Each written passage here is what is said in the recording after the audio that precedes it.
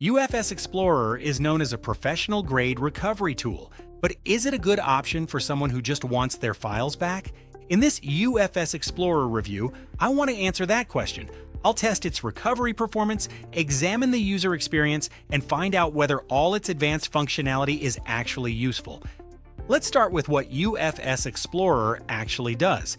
It can recover data from hard drives, SSDs, USB drives, memory cards, disk images, and virtual machines in cases involving deleted files, formatting, file system corruption, lost partitions, and encrypted volumes. It runs on Windows, macOS, and Linux and supports most file systems used across these platforms. What makes it feel like professional software is the amount of control it gives you. Before scanning, you can target the entire drive, unused space, or a specific partition, choose which file systems to search for, and enable IntelliRAW signature scanning. You can even create custom rules for uncommon file types. Then there are the additional tools. UFS Explorer Standard Recovery already includes disk imaging, lost partition recovery, and a hex viewer, while Professional Recovery adds advanced work with RAID, encrypted storage, virtual disks, and complex multi-disk systems. It can automatically reconstruct many RAID layouts or let a technician define parameters manually. Even compared with other professional tools such as RStudio and DMDE, UFS Explorer offers the broadest range of specialized recovery features. Now let's look at what UFS Explorer is like to use. Before testing, I ran the installer through VirusTotal and it came back clean, so you can use it safely. Just make sure you download it from the official website.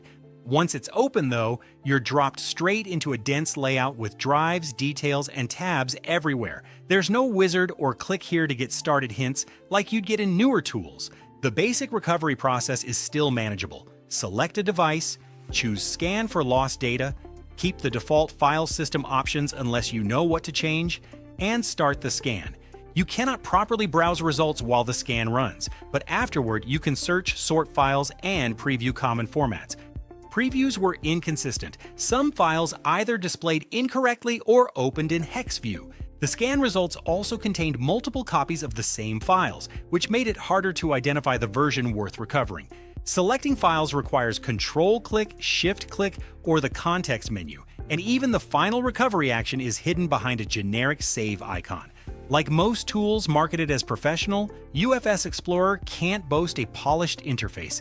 It was clearly designed around functionality rather than ease of use, so beginners will see plenty of options that are more confusing than helpful. In that sense, more consumer-friendly tools like Disk Drill are much more pleasant to use, with clearer buttons, practical filters, and better previews. But does UFS Explorer perform well enough to make up for that complexity?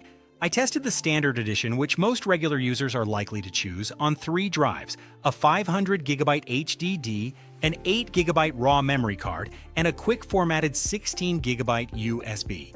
If you're also interested in UFS Explorer Professional Recovery, I'll link a separate review on it in the description. The hard drive test was the strongest, landing around 97% recovery in about 90 minutes, with documents and photos coming back nearly perfect. The raw SD card took around 10 minutes and returned about 88%. Photos recovery was solid, but some videos were unplayable. The quick formatted USB finished in around 25 minutes, but only hit about 76% of usable files. Documents and archives did well, but many videos and raw photos failed. Overall, I'd place UFS Explorer above tools like DMDE and PhotoRec as an all-round recovery package. Still, its signature-based recovery is not flawless, and it lacks a specialized mode for fragmented camera footage like the one in Disk Drill. So the professional label feels justified more by its range and level of control than by perfect results. Finally, you may be wondering about the UFS Explorer price. A tool with this many features is not free, and the demo is very limited. Standard recovery only saves files under 256 kilobytes, while Professional raises the limit to 768 kilobytes. So if you want to recover anything substantial, you'll need a paid license, and the cost depends on the edition. Standard recovery is the cheapest option and covers typical drives, common file systems, and everyday data loss cases.